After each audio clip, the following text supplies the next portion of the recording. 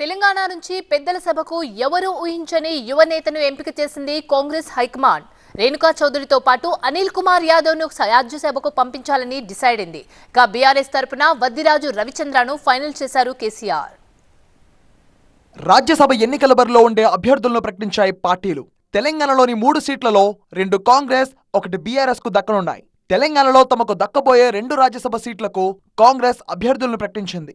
Senior నాయకురాలు Renuka Chowdary, youth Congress నేత మాజీ ఎంపీ అంజన్ కుమార్ యాదవ్ కొడుకు అనిల్ కుమార్ యాదవ్ కు అవకాశం ఇచ్చింది. తెలంగాణ కోటాలో ఒక జాతీయ నేతకు అవకాశం ఇస్తారని ప్రచారం జరిగిన 2 సీట్ల కోసం తెలంగాణ నేతల్ని ఎంపిక చేసింది కాంగ్రెస్ హైకమాండ్. తనను రాజ్యసభకు ఎంపిక చేయడంపై అనిల్ కుమార్ యాదవ్ సంతోషం వ్యక్తం చేశారు.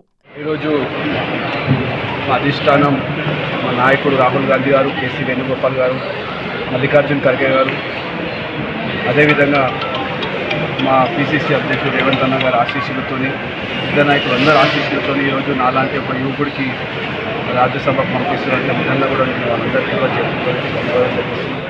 ఇక తెలంగాణలో తమకు దక్కబోయే సీటు కోసం బీఆర్ఎస్ అభ్యర్థిగా వద్దిరాజు రవిచంద్రను ఖరారు చేశారు కేసీఆర్. దీంతో రవిచంద్ర రేపు నామినేషన్ వేయడానికి సిద్ధమవుతున్నారు. ఇక రాజ్యసభలో ఖాళీ అయిన 56 స్థానాలకు పార్టీలు తమ అభ్యర్థులను ప్రకటించాయి. BJP 28, Congress 11, Trinamool 4, Samajwadi 3, YCP 3, Shiv Sena, JDU 1 అభ్యర్థిని ప్రకటించాయి. అభ్యర్థుల నామినేషన్ గడువు గురువారంతో ముగియనుంది. ఫిబ్రవరి 27న ఎన్నికలు జరగనున్నాయి.